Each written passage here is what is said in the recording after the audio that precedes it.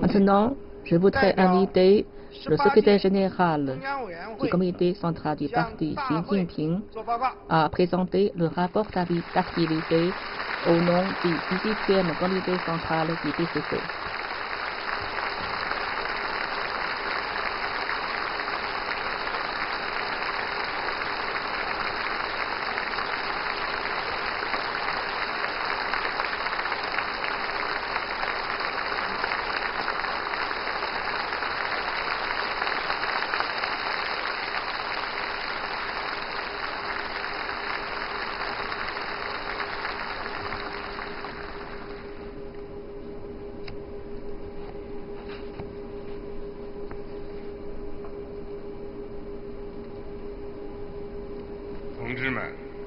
Camarades, au nom du 18e comité central, j'ai l'honneur de présenter maintenant le rapport d'activité au 19e congrès du Parti communiste chinois. Le 19e congrès du PCC est un congrès extrêmement important qui a lieu au moment où nous entrons dans la phase décisive de l'édification intégrale de la société de moyenne aisance et au moment clé où le socialisme à la chinoise est entré dans une nouvelle ère. Le présent congrès a pour thème « Rester fidèle à l'engagement initial, garder constamment à l'esprit notre mission, porter au lever le grand drapeau du socialisme à la chinoise, remporter la victoire décisive de l'édification intégrale de la société de moyenne aisance, faire triompher le socialisme à la chinoise de la nouvelle ère et lutter sans relâche pour réaliser le rêve chinois du grand renouveau de la nation. Rester fidèle à l'engagement initial assure le succès de toute entreprise. L'engagement initial et la mission des communistes chinois consistent précisément à apporter le bonheur au peuple chinois et le renouveau à la nation chinoise. Il représente la force motrice fondamentale qui pousse les communistes chinois à continuellement aller de l'avant. Tous les camarades du parti doivent toujours rester étroitement unis au peuple en partageant avec lui le même souffle et le même destin. Ils doivent toujours faire de l'aspiration du peuple à une vie meilleure l'objectif de leur but et continuer à avancer vaillamment avec une détermination sans faille vers ce but grandiose qu'est la réalisation du grand renouveau de la nation chinoise.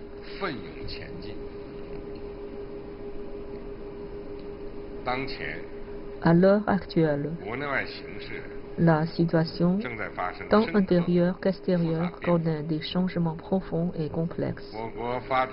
Le développement de notre pays se trouve dans une importante période stratégique dont les perspectives sont rayonnantes, tout en étant confrontés à des défis très sérieux. Tous les camarades du parti doivent prendre de la hauteur pour voir loin, être conscient des dangers possibles, avoir un esprit ouvert à la réforme et à l'innovation, en rejetant toute pensée sclérosée et tout immobilisme, unir autour d'eux et conduire notre peuple multiethnique à la victoire décisive de l'éducation intégrale de la société de moyenne aisance et faire triompher le socialisme à la chinoise de la nouvelle ère.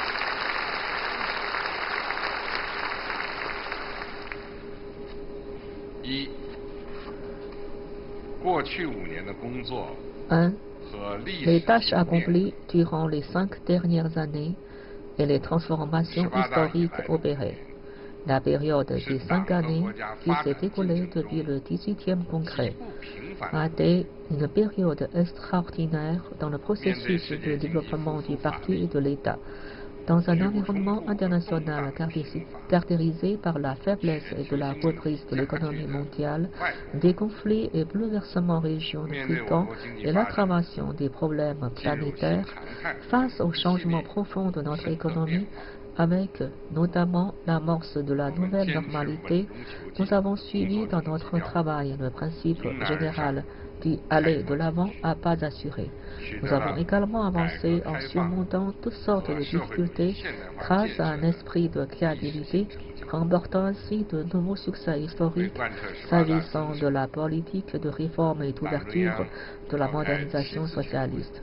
Pour appliquer l'esprit du 18e congrès, le comité central a convoqué 7 sessions plénières lors desquelles ont été adoptées des décisions et dispositions sur des questions importantes portant notamment sur la réforme des organes gouvernementaux et la reconversion de leurs fonctions, l'approfondissement des cadres de la réforme, la promotion de tous les niveaux de la gouvernance du pays en vertu de la loi, l'élaboration des 18e plan quinquennal et la gestion globale et stricte du parti. Ces dernières années, nous avons fait progresser de façon synergique les dispositions d'ensemble du plan global en 5 axes.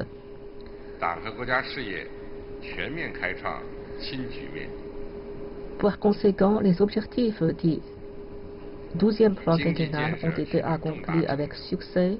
La mise en place du 13e plan s'est faite sans obstacle et la cause du parti de l'État a connu une situation nouvelle dans tous les domaines. L'édification économique a emporté des succès importants. Nous avons appliqué fermement les nouveaux concepts de développement, rectifier résolument les idées erronées dans ce domaine, transformer notre mode de développement si bien que la qualité et la rentabilité du développement n'ont cessé de s'améliorer.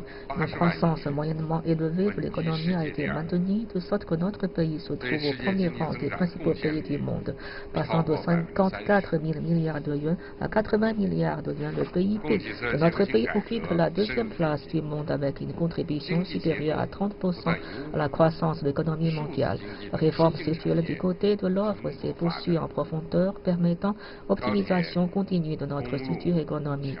L'économie numérique et d'autres industries nouvelles ont connu un développement fulgurant. La construction d'infrastructures telles que les lignes ferroviaires à grande vitesse, les routes, les ponts, les ports, les aéroports s'est accélérée. La modernisation de l'agriculture a progressé à base assurée, portant la capacité de production céréalière à 600 millions de tonnes.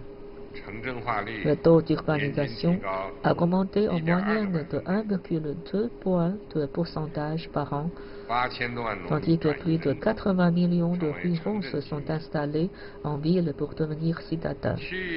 La coordination du développement interrégional s'est renforcée et la promotion du projet ceinture et route, le développement coordonné de la zone Beijing-Tianjin-Hebei, ainsi que la construction de la ceinture économique du Changjiang ont enregistré des résultats notables. La stratégie de développement par l'innovation a été appliquée de façon énergique.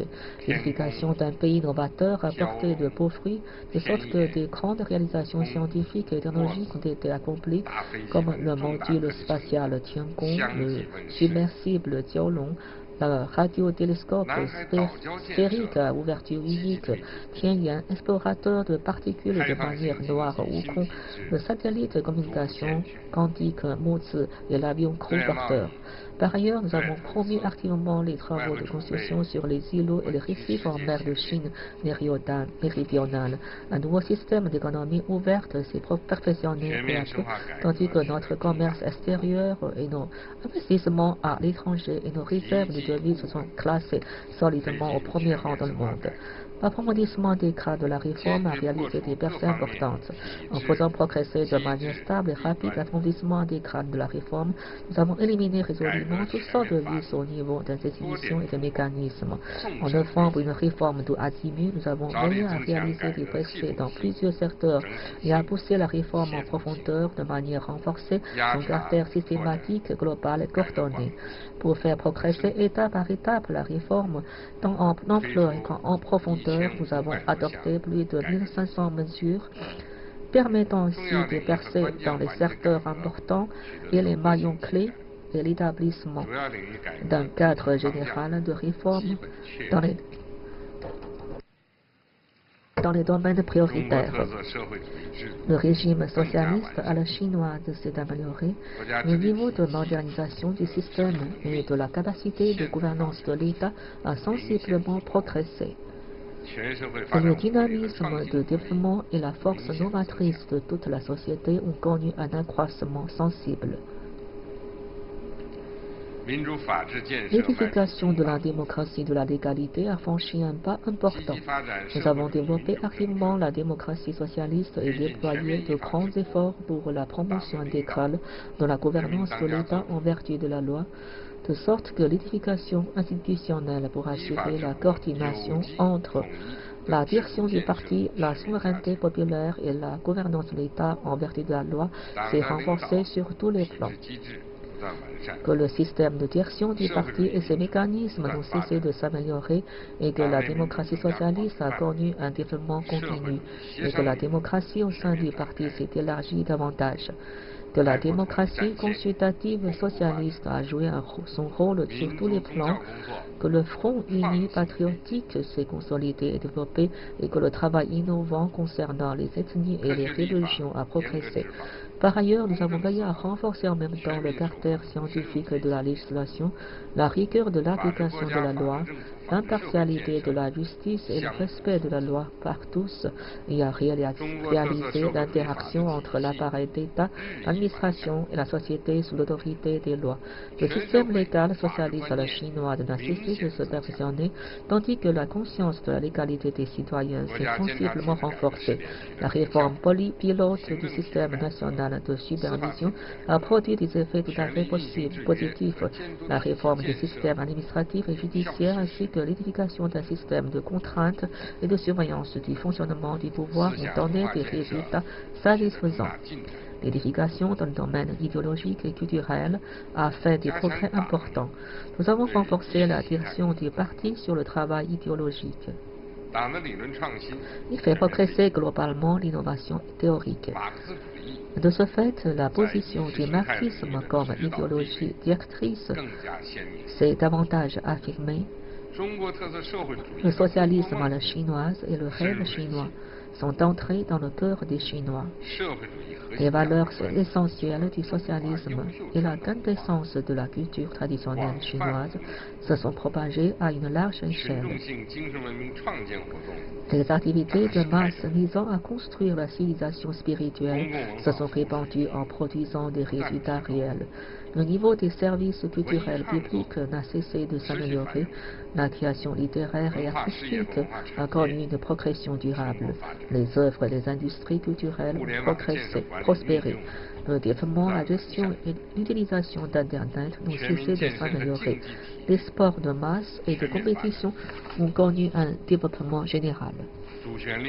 Les grands thèmes de notre époque ont retenti avec encore plus de force, rendant ainsi plus puissante l'énergie positive au sein de la société. La confiance dans notre propre culture s'est renforcée, tandis que le soft power culturel et le rayonnement de la culture chinoise se sont renforcés considérablement. La cohésion et l'unité de tout le parti et de toute la société sont devenues plus solides.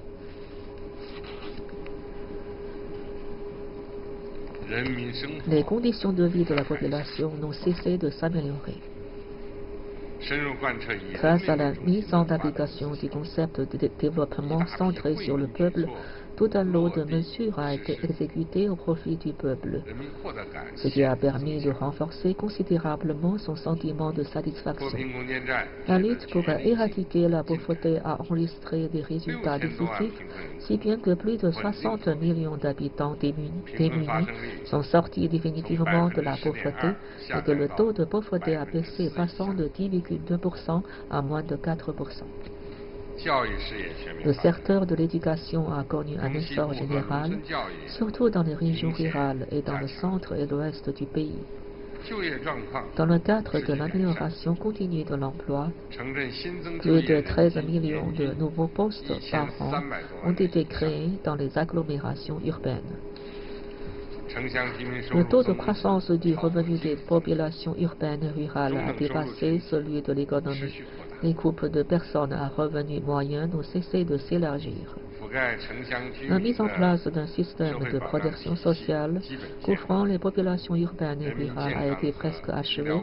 Le niveau de santé de la population et des services médicaux et sanitaires s'est amélioré considérablement. La construction de logements sociaux a progressé de manière régulière.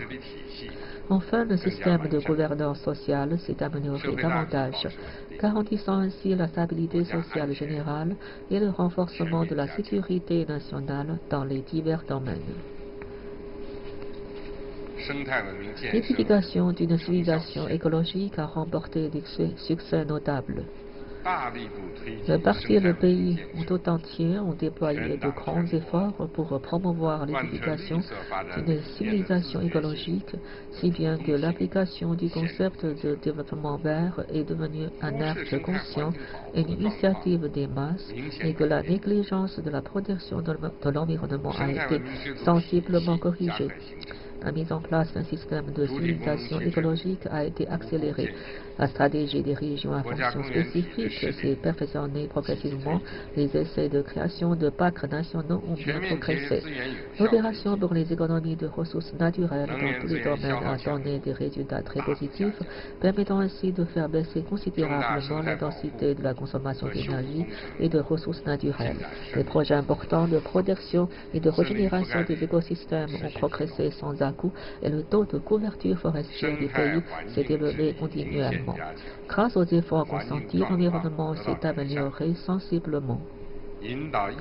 Par ailleurs, en incitant à la coopération internationale pour réagir au changement climatique, notre pays est devenu un important acteur, contributeur et exemple à suivre pour l'édification de la civilisation écologique à l'échelle mondiale. L'édification des forces armées est entrée dans une phase nouvelle.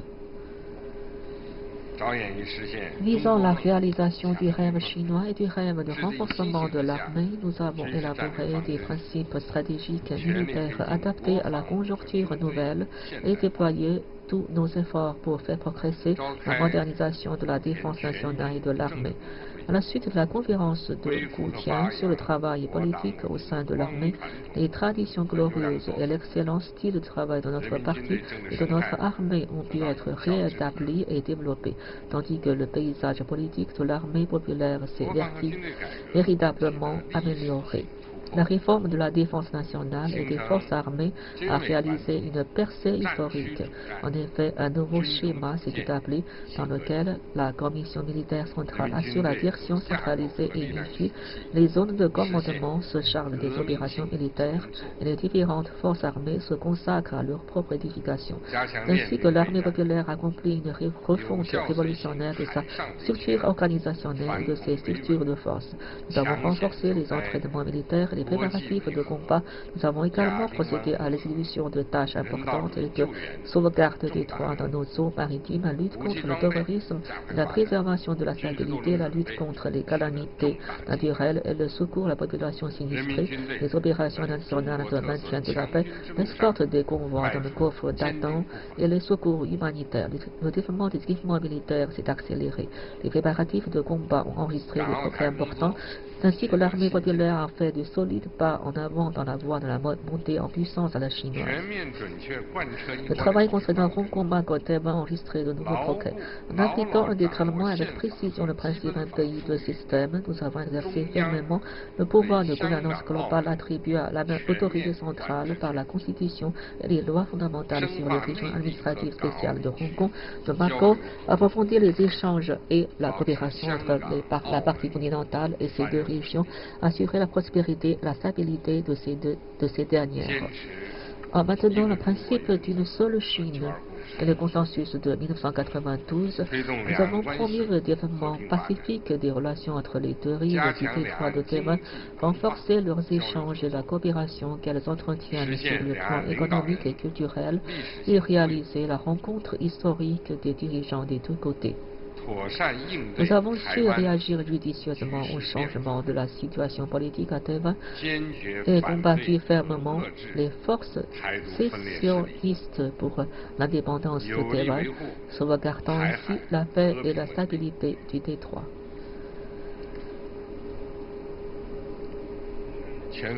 La diplomatie tout azimut a poursuivi son développement en profondeur. Nous avons fait progresser globalement la diplomatie de grands pays à la chinoise, de manière à mettre en place une diplomatie tout azimut, multidimensionnelle et à plusieurs niveaux, créant ainsi un environnement extérieur favorable au développement de notre pays. Dans le cadre du projet La Ceinture et la Route, nous avons pris l'initiative de créer la Banque asiatique d'investissement pour les infrastructures et mis sur pied le Fonds de la Route de la Soie. Nous avons organisé le premier forum La Ceinture et la Route pour la coopération internationale, la réunion des dirigeants de l'APEC, le sommet du G20 à Hangzhou, le sommet des BRICS à Xiamen, et la conférence pour l'interaction et les mesures de confiance en Asie. Par ailleurs, nous avons pris l'initiative de construire une communauté de destin pour l'humanité à promu la réforme du système de gouvernance mondiale. Tout cela a permis d'accroître la force d'influence, de rassemblement et de rayonnement de notre pays sur le plan international. La Chine a pu apporter de ce fait de nouvelles et grandes contributions à la paix et au développement du monde. La gestion globale et stricte du parti a donné d'excellents résultats. Nous avons renforcé sur tous les plans la direction et l'édification du parti pour prévenir et corriger avec une grande fermeté toute manifestation de relâchement et du laxisme dans la gestion du parti. Nous avons amené tout le parti à se conformer strictement au statut du parti, à renforcer la conscience politique, la conscience de l'intérêt général, la conscience du noyau dirigeant et la conscience de l'alignement, et à défendre fermement l'autorité et la direction centralisée et unifiée du comité central, tout en réaffirmant la discipline et les règles de conduite politique du parti en assumant d'échelon en échelon la responsabilité politique en matière de gestion du parti, conformément à l'exigence de se garder dans le miroir, rectifier sa tenue, prendre sa douche et se soigner. Nous avons organisé la campagne d'éducation et de mise en pratique de la ligne de masse du parti et l'opération éducative sur le style de travail dit 3 consignes de rigueur et 3 règles d'honnêteté, tout en régularisant, institutionnalisant l'éducation dite 2 études et 1 ligne d'action.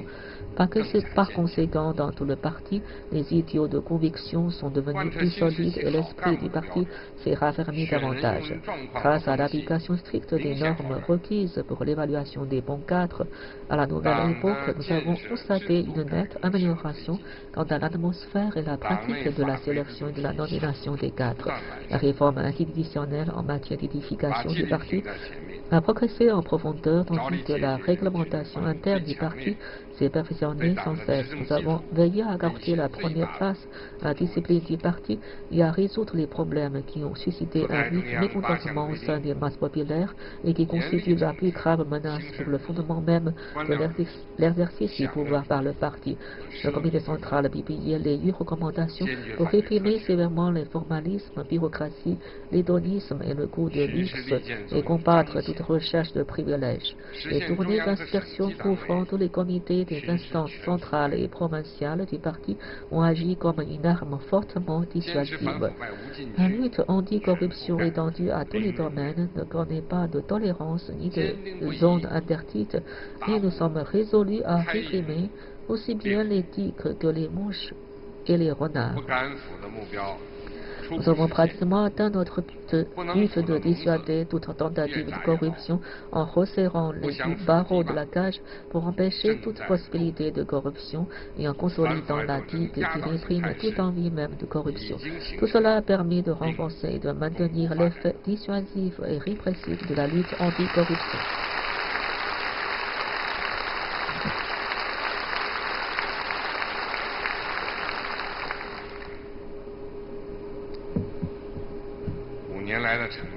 Les résultats que nous avons obtenus depuis 5 ans dans tous les domaines ont une valeur pionnière. Les réformes réalisées depuis 5 ans se sont opérées à 2 niveaux plus profonds et revêtent un caractère fondamental. Depuis 5 ans, grâce à un énorme courage politique et à un sens aigu de responsabilité, notre parti a formulé une série de conceptions, pensées et stratégies nouvelles, adopté une série de principes et politiques majeurs, accompagné d'un train de mesures importantes et accompli une série de tâches majeures. Cela nous a permis de réussir des tâches colossales et de surmonter bon nombre de difficultés que nous n'avions pas réussi à surmonter durant de très nombreuses années. Toutes ces transformations historiques revêtent une grande, profonde signification pour l'avenir de la cause du parti et de l'État.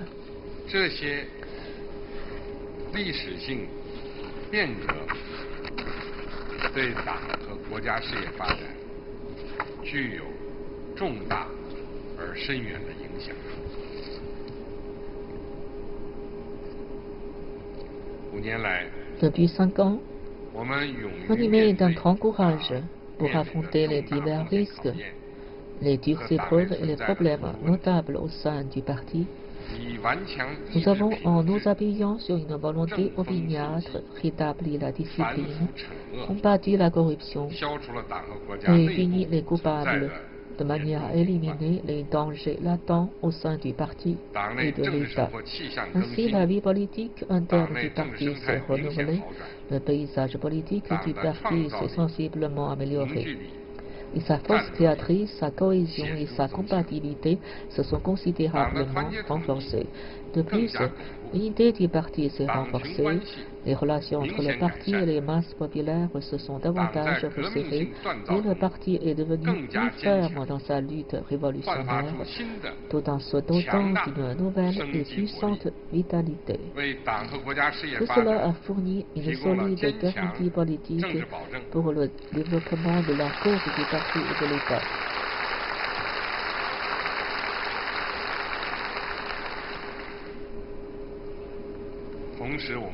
En même temps, nous devons être parfaitement conscients que notre travail laisse encore beaucoup à désirer et que nous devons faire face à de nombreux défis et difficultés qui peuvent se résumer ainsi.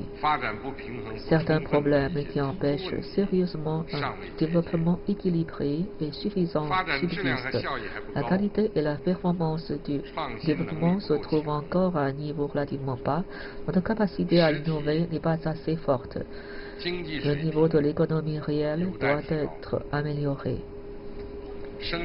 La tâche de la protection des écosystèmes et de l'environnement s'annonce encore lourde et ardue. De nombreux maillons faibles gênent encore l'amélioration des conditions de vie de la population. L'élimination de la pauvreté s'impose comme une tâche très dure. L'écart de développement entre villes et campagnes comme entre les différentes régions, et l'écart de revenus reste encore important. Les masses populaires sont encore confrontées à bon nombre de difficultés en ce qui concerne notamment l'emploi, l'éducation, les soins médicaux, le logement et les services aux personnes âgées.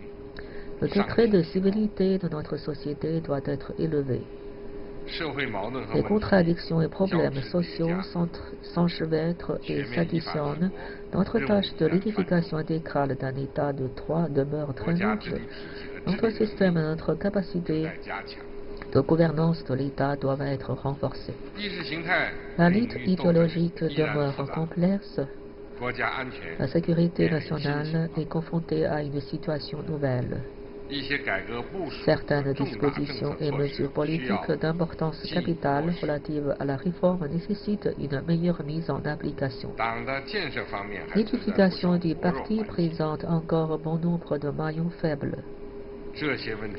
Tous ces problèmes nous demandent de grands efforts pour trouver des solutions adéquates.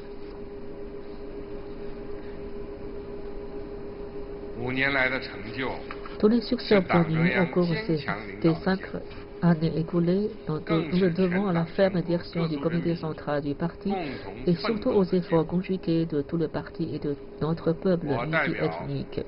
Ici, je tiens à exprimer Au nom du comité central du PCC, nos remerciements les plus sincères à toutes nos communautés ethniques, à tous les partis et groupements démocratiques, à toutes les organisations populaires, aux patriotes de tout horizon, à nos concitoyens des régions administratives spéciales de Hong Kong, de Macao et à nos compatriotes de Taïwan, ainsi qu'aux Chinois résidant à l'étranger, sans oublier nos amis partout dans le monde qui s'intéressent à la Chine et apportent leur soutien à la modernisation de la Chine.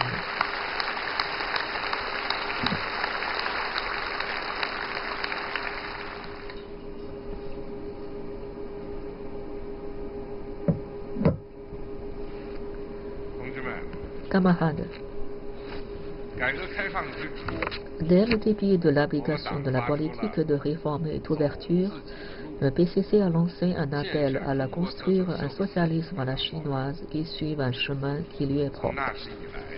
Il a dès lors uni et conduit le peuple chinois multiethnique dans une lutte inlassable, permettant ainsi à la Chine de se hisser au rang des premiers pays du monde dans les domaines de l'économie, des sciences et des technologies, de la défense nationale et de la puissance globale du pays. Sa position internationale a atteint un niveau plus élevé que jamais. Les physionomies du parti, de l'État, du peuple, de l'armée et de toute la nation ont connu sans exception des changements inédits. La nation chinoise se dresse en Orient sous un aspect entièrement nouveau.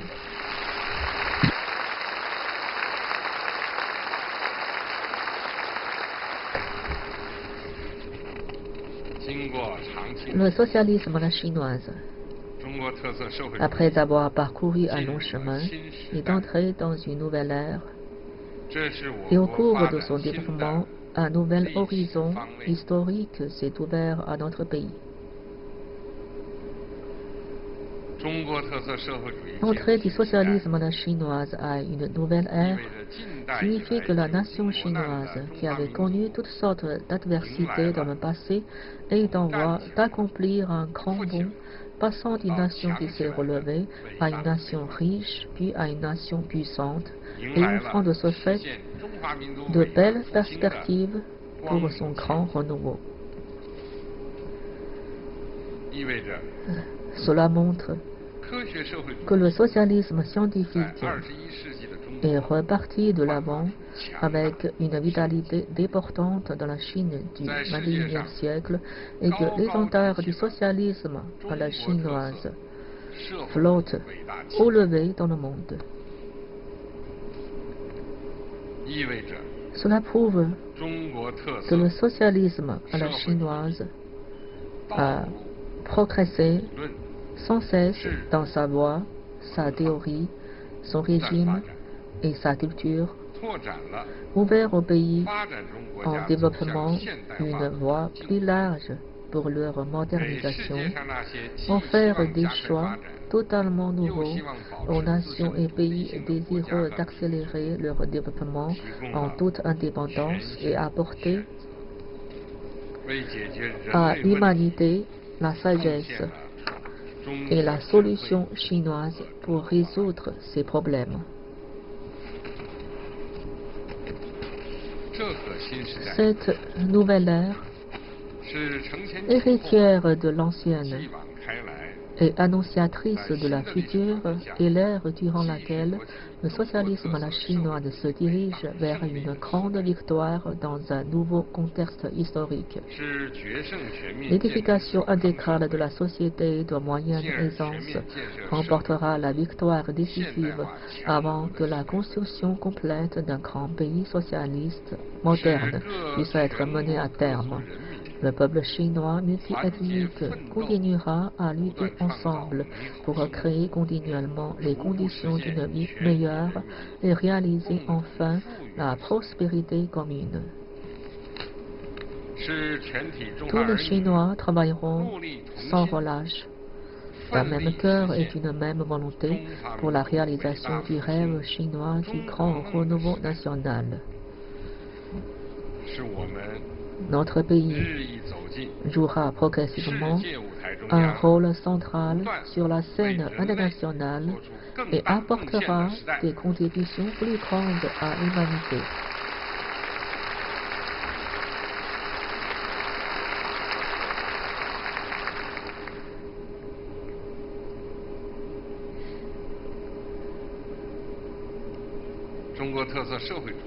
Avec l'entrée du socialisme à la chinoise dans la nouvelle ère, la principale contradiction dans la société chinoise s'est transformée en celle entre l'aspiration croissante de la population à une vie meilleure et le développement déséquilibré et insuffisant de la Chine.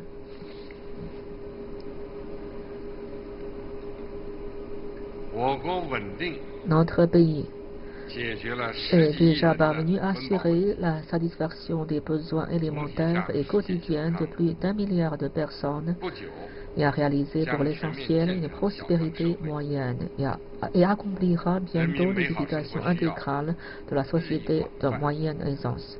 Les besoins de la population pour une vie meilleure se diversifient et la population devient de plus en plus exigeante non seulement à l'égard de la vie matérielle et culturelle, mais aussi de la démocratie, de la légalité, de l'équité, de la justice, de la sécurité et de l'environnement.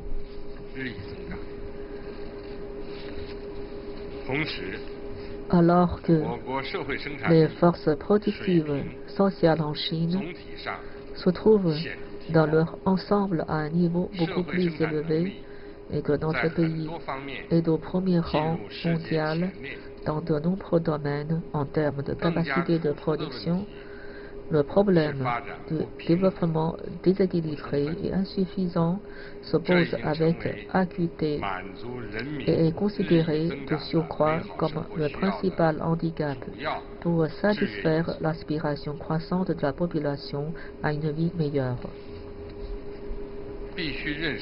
Il faut bien comprendre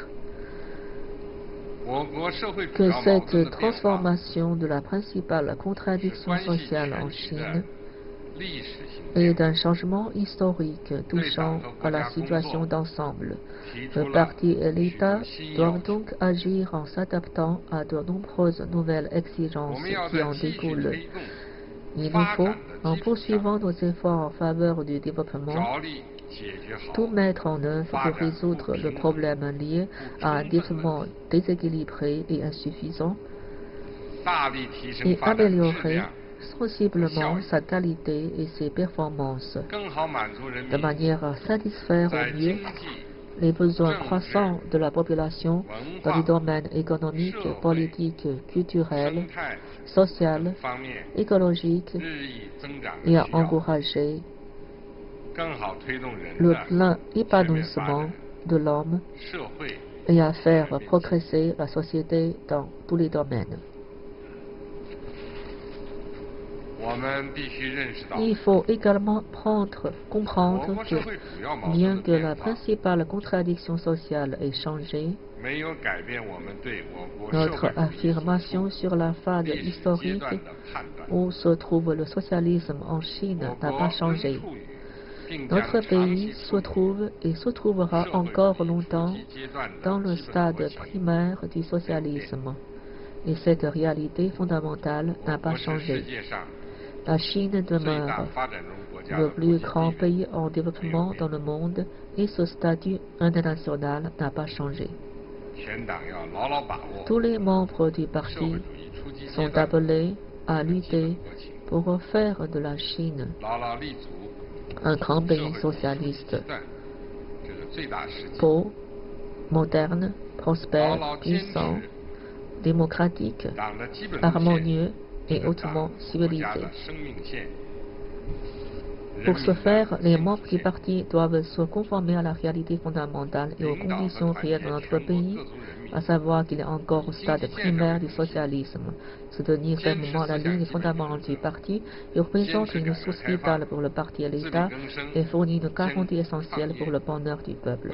L'idée unir autour d'eux toutes les communautés ethniques chinoises pour axer nos efforts sur le développement économique, observer les 4 principes fondamentaux et poursuivre la réforme et l'ouverture, compter sur nos propres forces et offrir sans relâche aux travaux les obstacles et difficultés. Camarades, le socialisme chinois est entré dans une nouvelle ère. Cela revêt une importance capitale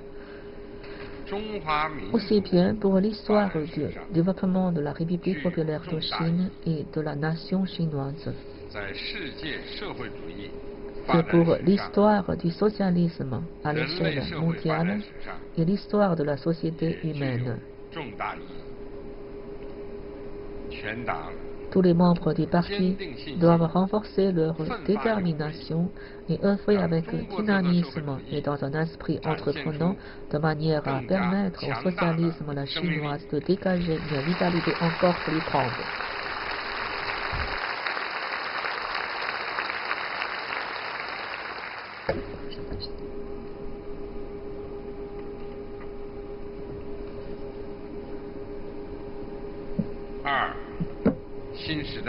La deuxième partie, la mission historique du Parti communiste chinois à la nouvelle ère. Il y a 100 ans, les salves de la révolution d'octobre ont apporté à la Chine le marxisme et le léninisme.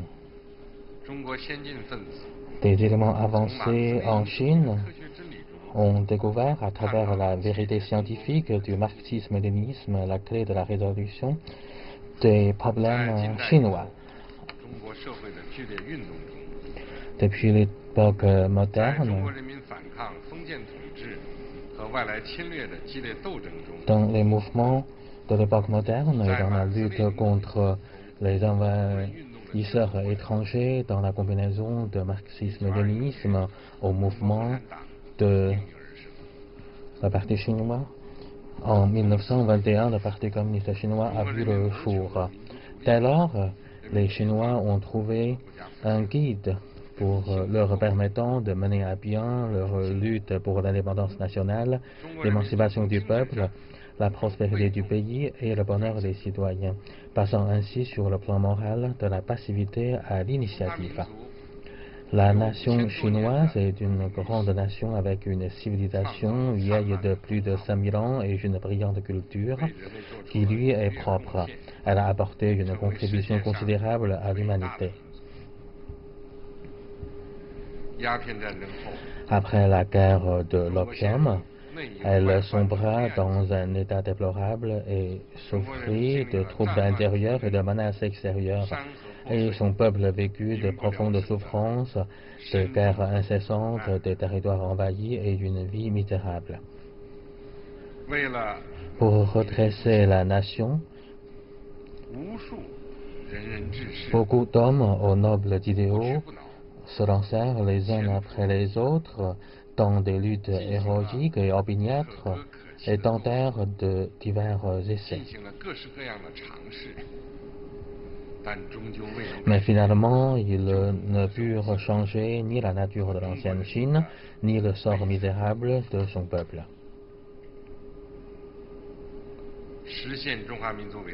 La réalisation du grand renouveau est le plus grand rêve de la nation chinoise depuis les temps modernes. Dès sa naissance, le Parti communiste chinois, en se donnant comme idéal suprême et objectif ultime de réaliser le communisme. Le PCC s'est chargé, sans aucune hésitation, de mener à bien la mission historique du renouveau de la nation chinoise. Il a uni et conduit le peuple chinois dans une lutte d'une âpreté inouïe, inscrivant ainsi dans l'histoire les épopées les plus glorieuses. Notre parti a parfaitement compris que pour réaliser le grand renouveau de la nation chinoise, il fallait renverser à tout prix les trois montagnes qui pesaient sur les épaules du peuple chinois, à savoir l'impérialisme, le féodalisme et le capitalisme bureaucratique, pour obtenir l'indépendance nationale, libérer le peuple, réunifier le pays et maintenir la stabilité sociale. Dans ce but, le Parti communiste chinois a conduit le peuple à trouver la bonne voie révolutionnaire consistant à encercler les villes à partir des campagnes et à prendre le pouvoir par les armes. Au terme de 28 années de combats sanglants, la révolution de démocratie nouvelle s'est achevée, donnant naissance à la République populaire de Chine en 1949. Un grand pas a été franchi par la Chine qui a réussi le passage de l'autocratie féodale plusieurs fois millénaire à un régime de démocratie populaire. Notre parti a profondément compris que pour réaliser le grand renouveau de la nation chinoise, il était impératif d'établir un régime social avancé adapté à la réalité du pays. Pour ce faire, le PCC a conduit le peuple à achever la révolution socialiste, à établir le système fondamental du socialisme, à promouvoir l'édification socialiste et à accomplir la transformation sociale la plus ample et la plus profonde dans l'histoire de la Chine, préparant ainsi les conditions politiques préalables et les fondements institutionnels indispensables au progrès et au développement de la Chine contemporaine. Tout cela a permis à la nation chinoise de réaliser un grand bond en avant, c'est-à-dire un changement radical de destin, en finir avec le destin continue depuis le temps moderne pour s'engager dans la voie de la prospérité et d'une montée en puissance. Notre parti a profondément compris que pour réaliser le grand renouveau de la nation chinoise, il fallait suivre le courant de l'époque, répondre aux attentes du peuple et pratiquer courageusement la réforme et l'ouverture sur l'extérieur, de façon à donner une grande force motrice à la progression irrésistible de la cause du parti et du peuple. Notre parti a uni et conduit le peuple à entreprendre une nouvelle révolution que sont la réforme et l'ouverture pour éliminer tous les obstacles idéologiques et institutionnels préjudiciables au développement du pays et au progrès de la nation, et pour se frayer la voie du socialisme à la chinoise, permettant ainsi à la Chine d'être en phase avec son temps. Durant les 96 années écoulées, pour accomplir la mission historique du grand renouveau de la nation chinoise, le Parti communiste chinois, qu'il fut en position de force ou de faiblesse dans ses victoires comme dans ses défaites, est resté indéfectiblement fidèle à son engagement initial et à ses idéaux, et le PCC a conduit le peuple à œuvrer opiniâtrement en bravant mille difficultés et dangers, en faisant de grands sacrifices.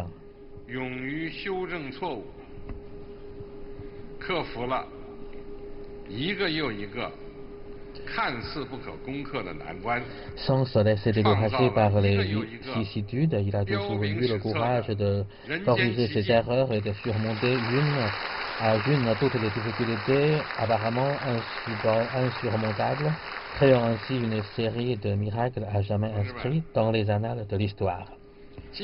Camarades, aujourd'hui nous sommes plus que jamais proches de l'objectif du grand renouveau national et plus que jamais conscients et capables de l'atteindre.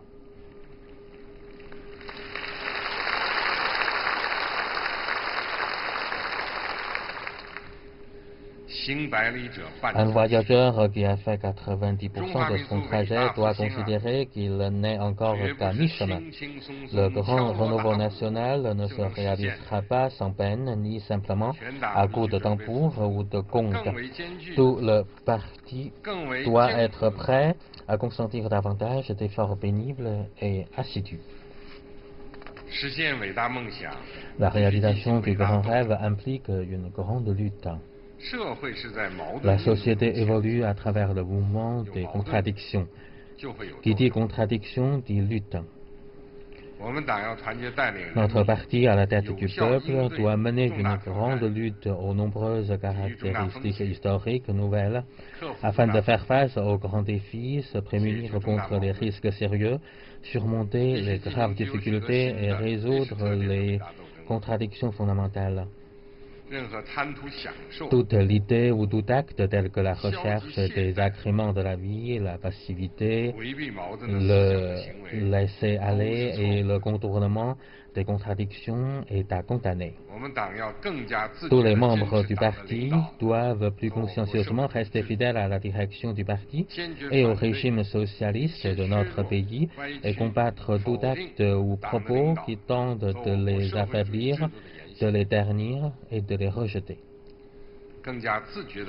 Sauvegarder les intérêts du peuple en luttant contre tout acte susceptible de leur nuire et en se gardant de se couper des masses populaires. Il faut suivre le courant de la réforme et l'innovation de notre époque et combattre les maux graves et invétérés, sauvegarder la souveraineté, la sécurité et les intérêts en matière de développement de notre pays en combattant toutes les activités de sécession et de toute tentative de sabotage de l'unité nationale, ainsi que l'harmonie et de la stabilité sociale. Se prémunir contre toutes sortes de risques en surmontant toutes les difficultés et en relevant tous les défis à caractère politique, économique, culturel et social et écologique. Tout le parti doit faire preuve d'un esprit combatif et améliorer ses aptitudes afin de mener jusqu'aux nouvelles victoires cette grande lutte à long terme qui se révèle très complexe et ardue. La réalisation du grand rêve implique une grande œuvre. Cette œuvre est précisément la nouvelle grande entreprise de l'édification du parti qui se poursuit maintenant en profondeur.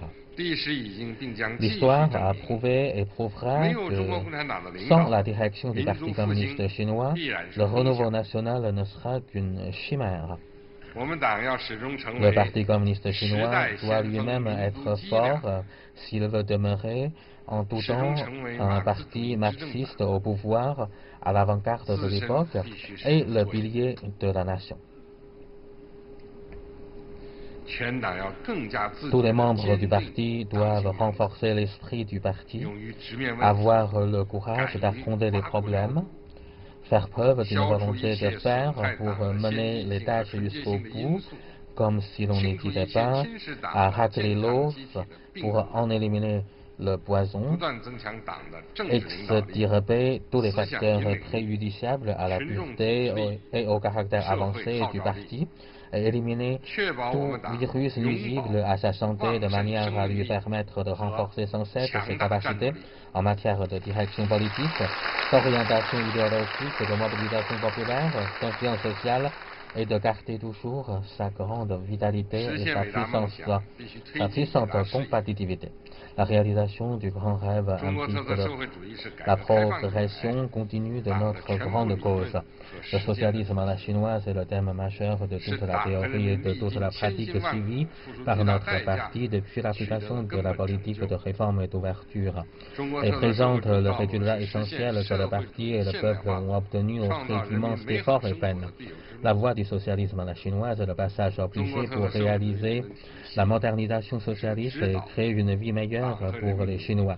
Le système théorique du socialisme à la chinoise est la juste théorie permettant au parti et au peuple chinois de réaliser le grand renouveau national. Le régime du socialisme à la chinoise offre la garantie institutionnelle fondamentale pour le développement et le progrès de la Chine contemporaine. La culture du socialisme à la chinoise est une puissante force spirituelle qui pousse notre parti et notre peuple multiethnique à aller courageusement de l'avant. Tous les membres du parti sont appelés à renforcer leur confiance dans la voie, la théorie, le régime et la culture qui nous appartiennent. Nous refusons de reprendre l'ancienne voie de repli sur soi et de l'immobilisme, comme nous rejetons la voie erronée nous menant à l'abandon de notre drapeau.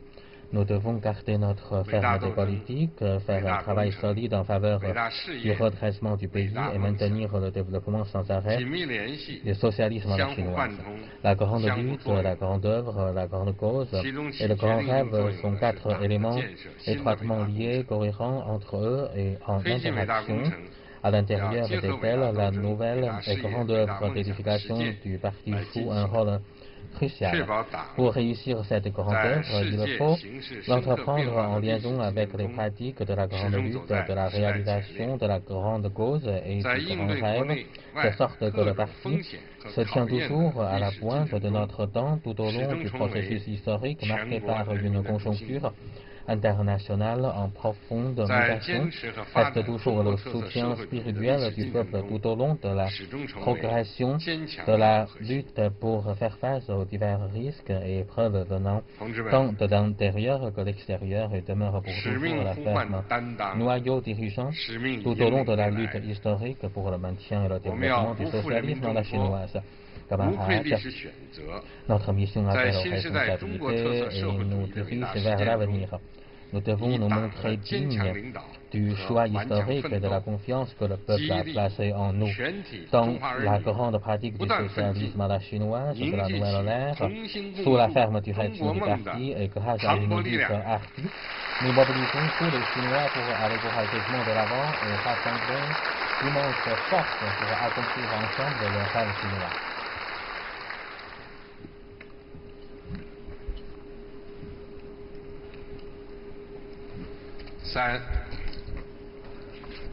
3e partie, la pensée du socialisme à la chinoise de la nouvelle ère et la stratégie fondamentale à suivre. Depuis le 18e congrès du PCC, face à une situation nationale et internationale en évolution et face au développement des divers secteurs d'activité en Chine, nous nous trouvons confrontés à un grand défi de notre époque, celui de savoir donner une réponse systématique en combinant la théorie et la pratique aux questions suivantes. Quel type de socialisme à la chinoise doit-on maintenir et développer à la nouvelle ère et comment le maintenir et le développer, y compris les objectifs généraux, la mission globale, les dispositions d'ensemble, les dispositions stratégiques, ainsi que les questions essentielles liées à l'orientation du développement, au mode de développement, aux forces endogènes de développement, aux phases stratégiques, aux conditions extérieures et à la garantie politique. Il nous faut aussi, sur la base de nouvelles pratiques, procéder à des analyses théoriques et proposer des orientations politiques concernant les domaines de l'économie, de la politique, de la légalité, des sciences et technologies, de la culture, de l'éducation, du bien-être social, des affaires ethniques, des affaires religieuses, de la société, de la civilisation écologique, de la sécurité nationale, de la défense nationale et de l'armée, et du principe d'un pays, deux systèmes et la réunification nationale du Front uni de la domaine de l'édification du parti afin de mieux poursuivre et développer le socialisme à la chinoise. Face à ce grand défi de l'époque, notre parti s'est guidé par le marxisme-léninisme, la pensée de Mao Zedong, la théorie de Deng Xiaoping, la pensée importante de la triple représentativité et le concept de développement scientifique. Il s'est confirmé aux principes selon lesquels il faut libérer la pensée, faire preuve d'objectivité et de réalisme et être en phase avec son temps. Fidèle au matérialisme dialectique et au matérialisme historique, et en fonction des nouvelles conditions de l'époque et des exigences de la pratique, le parti a adopté une vision toute neuve pour approfondir ses connaissances sur les lois régissant l'exercice du pouvoir par les partis communistes, l'édification sociale, l'évolution de la société humaine, et a continuellement effectué des recherches théoriques. D'importants résultats sur le plan de l'innovation théorique ont été obtenus, donnant ainsi la naissance à la pensée du socialisme à la chinoise de la nouvelle ère. Cette pensée du socialisme à la chinoise de la nouvelle ère a clarifié ce qui suit.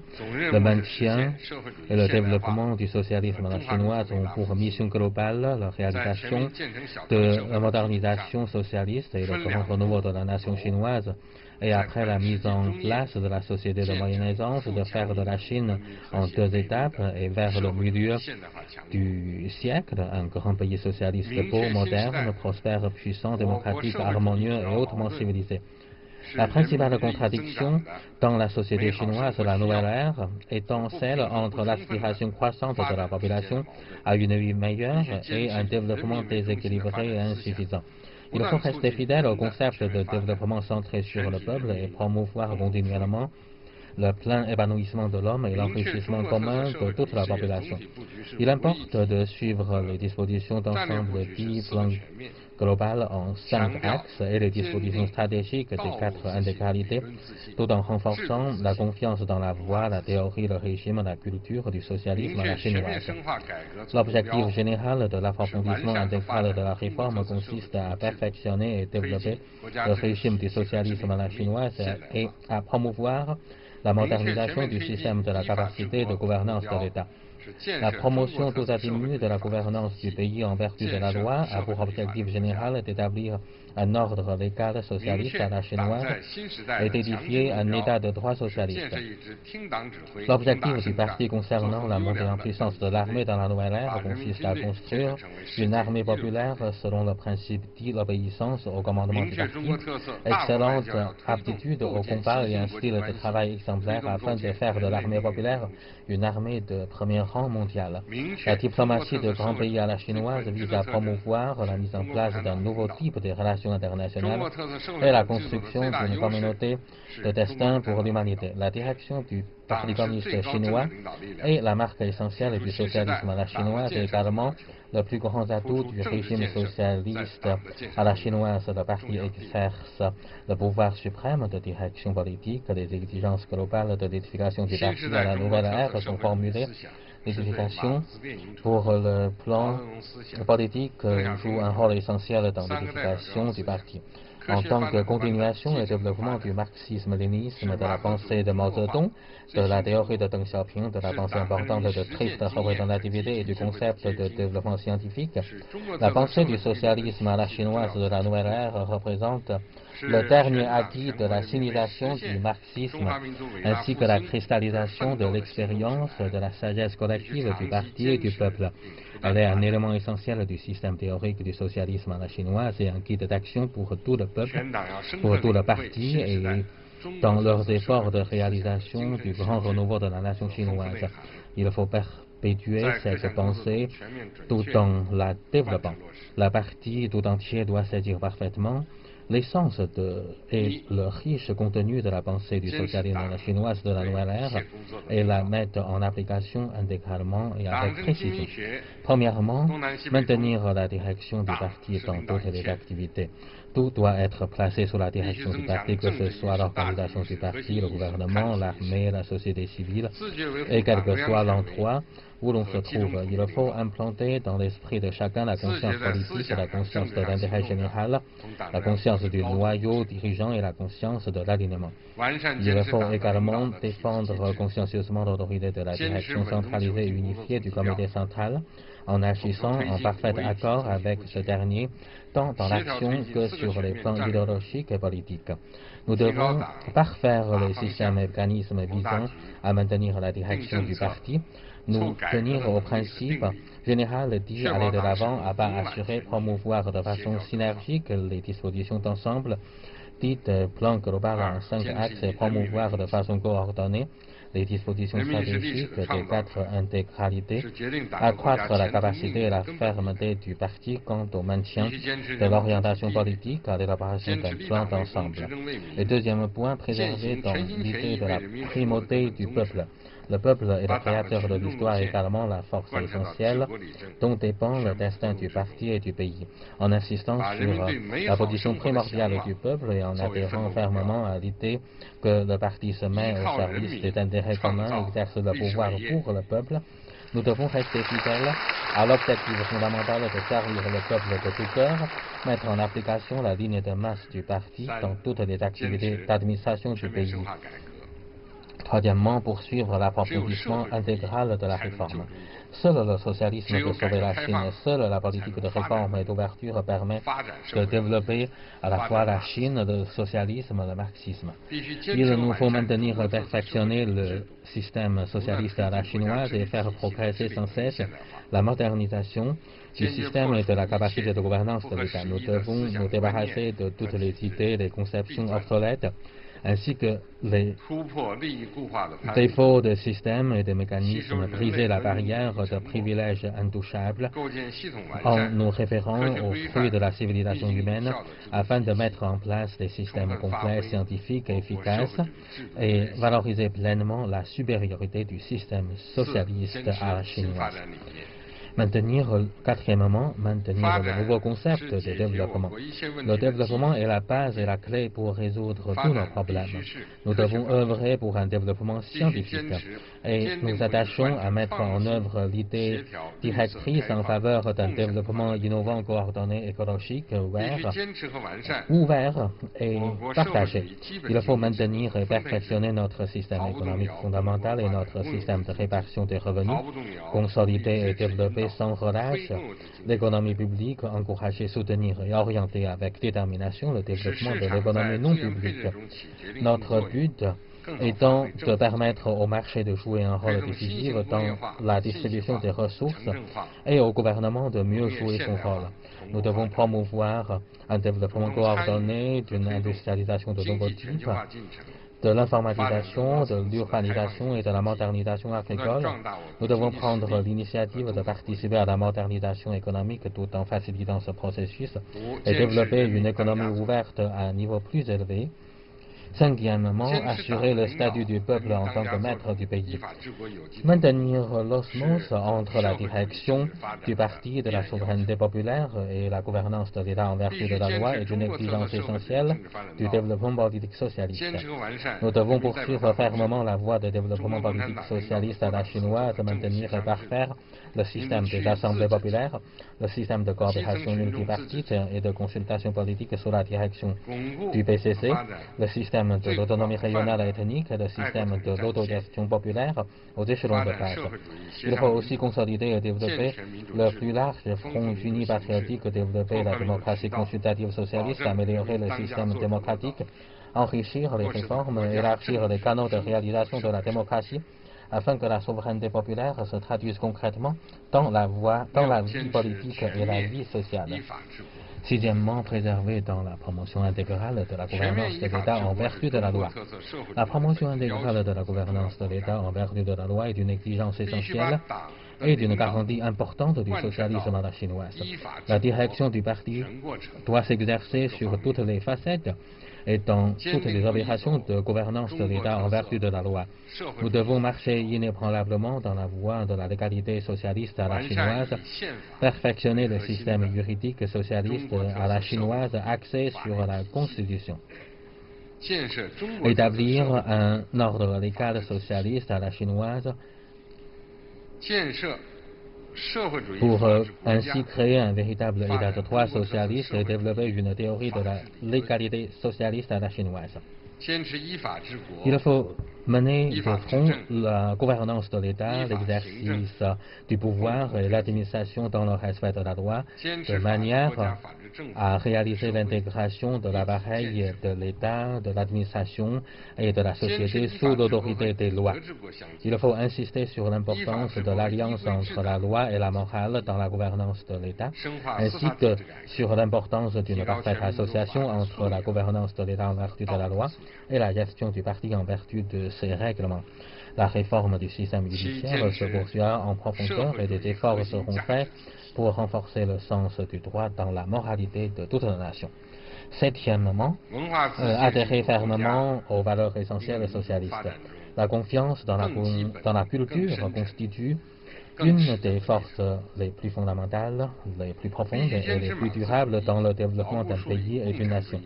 Il nous faut rester fidèles au marxisme, ancré terre solidement dans notre esprit le noble idéal du communisme et l'idéal commun du socialisme à la chinoise, tout en cultivant et pratiquant les valeurs essentielles du socialisme. Nous devons renforcer continuellement notre initiative et accroître notre droit à la parole dans le domaine idéologique. Une transformation novatrice et un développement innovant de bonnes traditions culturelles chinoises doivent être promus de manière à poursuivre les traditions de la culture révolutionnaire et à développer la lutte socialiste à caractère avancé. Ce n'est qu'en restant fidèle à nos belles traditions, en assimilant tout ce qu'il y a d'utile provenant de l'étranger et en nous orientant vers l'avenir que nous arrivons à bâtir l'esprit chinois, les valeurs chinoises et la force chinoise qui fourniront un guide moral au peuple. Huitièmement, garantir et améliorer le bien-être social pour le par le développement. Le développement a pour but final d'améliorer le bien-être de la population. Nous devons donner la primauté à l'intérêt général et répondre aux préoccupations des citoyens, remédier aux maillons faibles dans le secteur du bien-être public et promouvoir l'équité et la justice sociale. De nouveaux progrès devront être réalisés afin que les enfants garantissent sainement que tout le monde ait droit à l'éducation, que tout travail soit rémuni, que chacun soit couvert par l'assurance maladie et l'assurance vieillesse, que tout habitant dispose d'un logement décent et que les démunis puissent recevoir une aide. Il faut mener jusqu'à la victoire finale de la lutte contre la pauvreté, garantir à tous les citoyens le sentiment de satisfaction au cours de développement dit par tous et pour tous, et promouvoir continuellement le plein épanouissement de l'individu, de la prospérité commune, en vue d'assurer la stabilité long terme de l'État ainsi qu'une vie paisible à la population. Il est important de promouvoir l'édification d'une Chine sûre, d'innover en renforçant le système de gouvernance sociale et de sauvegarder l'harmonie et la stabilité sociale. Neuvièmement, préserver dans la coexistence harmonieuse entre l'homme et la nature. L'édification de la civilisation écologique est une œuvre d'importance capitale qui met en jeu le développement pérenne de la nation chinoise. Il faut garder à l'esprit l'idée que la nature vaut son pesant d'or et appliquer fidèlement la politique fondamentale de l'État. De la protection de l'environnement, cette dernière considérant la protection de l'écosystème comme une question de vie ou de mort. Il faut insister sur les économies des ressources et la protection de l'environnement. Nous veillons à mettre en place une gestion systématique des montagnes, des rivières, des forêts, des champs, des lacs et des steppes et à promouvoir un mode de développement et un mode de vie respectueux de l'environnement grâce à l'application la plus stricte des mesures de protection des écosystèmes. Il faut suivre une voie de progrès permettant de favoriser à la fois la production, le bien-être de la population et la préservation des écosystèmes afin de construire une belle Chine et de créer un bel environnement de production et de vie pour la population et d'apporter de nouvelles contributions à la protection de l'écosécurité à l'échelle planétaire. Dixièmement, adopter un concept global de sécurité nationale. Coordonner le développement et la sécurité, aiguiser notre vigilance face aux risques éventuels, même quand nous sommes en temps de paix, voilà un principe important que suit notre parti dans sa gouvernance de l'État. En plaçant l'intérêt de l'État au-dessus de tout, en ayant pour objectif fondamental la sécurité des citoyens et sur la base de la sécurité politique, nous devons coordonner les divers facteurs tels que la sécurité intérieure et extérieure, la sécurité du territoire et celle des citoyens, la sécurité conventionnelle et la sécurité non conventionnelle, la sécurité nationale et la sécurité commune. L'accent doit également être mis sur l'amélioration des systèmes de sécurité nationale et le renforcement de la capacité en matière de défense de la sécurité nationale afin de préserver résolument la souveraineté et la sécurité nationale ainsi que les intérêts en matière de développement. Onzièmement, maintenir la direction absolue du parti sur l'armée populaire. L'édification d'une armée populaire fidèle au parti, apte au combat et dotée d'un style de travail exemplaire constitue une garantie stratégique à la réalisation des objectifs des deux centenaires et du grand renouveau de la nation. Nous devons appliquer l'ensemble des principes et des règlements fondamentaux visant à garantir la direction du parti sur l'armée et faire en sorte que le concept du parti concernant le renforcement de l'armée à la nouvelle ère joue un rôle directeur dans l'édification de la défense nationale et des forces armées. Il faut poursuivre l'édification de l'armée sur le plan politique, le renforcement de l'armée par la réforme, le renouveau de l'armée par la science et la technologie, ainsi que l'administration de l'État de l'armée en vertu de la loi, en vue de réaliser l'objectif du parti pour construire une armée puissante dans la nouvelle ère. L'accent doit être mis davantage sur la préparation au combat selon les exigences de terre en situation réelle, sur l'innovation, sur la mise en place d'institutions, sur la gestion intensive et l'efficacité. 12e, maintenir le principe d'un pays de système et promouvoir l'unité nationale. Assurer la prospérité et la stabilité à long terme de Hong Kong et de Macao et achever la réunification complète de la patrie font partie des exigences essentielles pour réaliser le grand renouveau de la nation chinoise. Nous devons défendre le pouvoir de gouvernance globale et l'autorité centrale sur les régions administratives spéciales de Hong Kong et de Macao tout en garantissant le haut degré d'autonomie de ces deux régions afin que le principe un pays de système reste inchangé et inébranlable et qu'il ne soit ni altéré ni déformé lors de son application.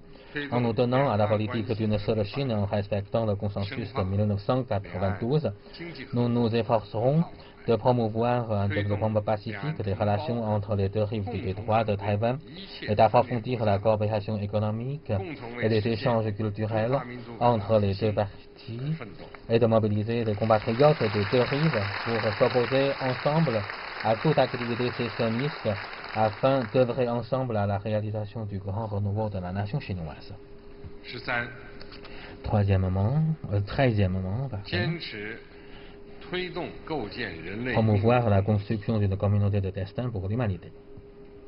Le rêve du peuple chinois est étroitement lié à ceux des autres peuples. Il est difficile de réaliser sans un environnement international pacifique et un ordre international stable.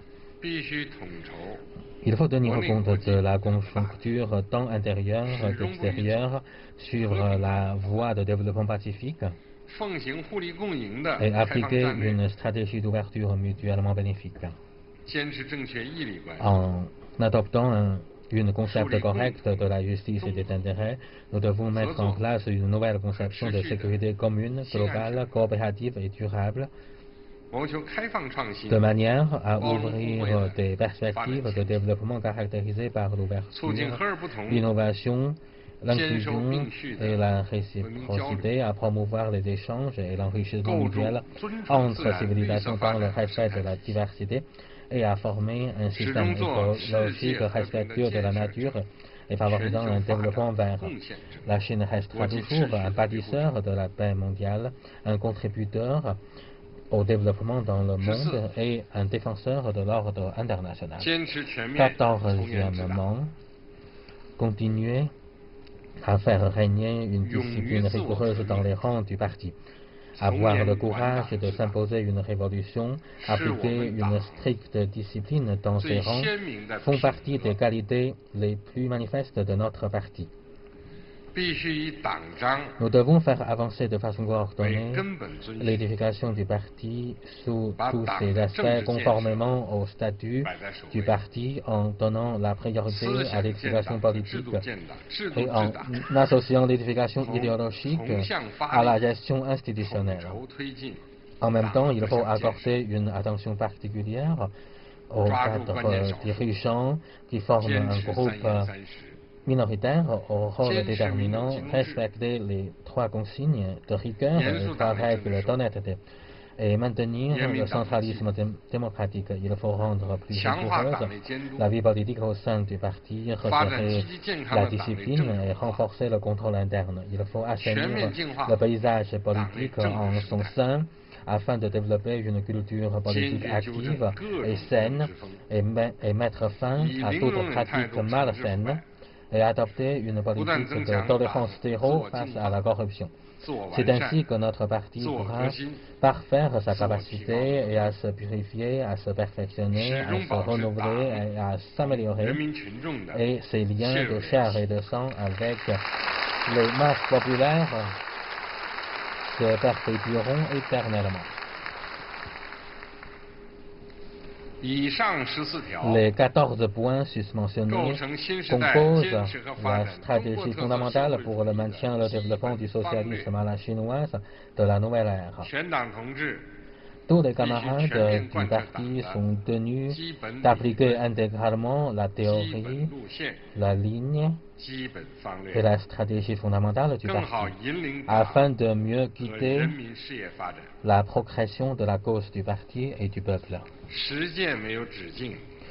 L'innovation théorique est sans limite, tout comme la pratique, du fait que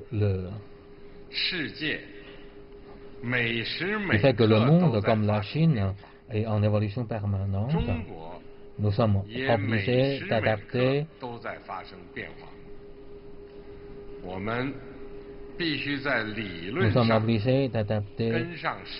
notre théorie aux exigences de notre époque, de renouveler sans cesse notre compréhension des lois objectives et de promouvoir sans relâche les innovations théoriques, pratiques institutionnelles, culturelles, entre autres.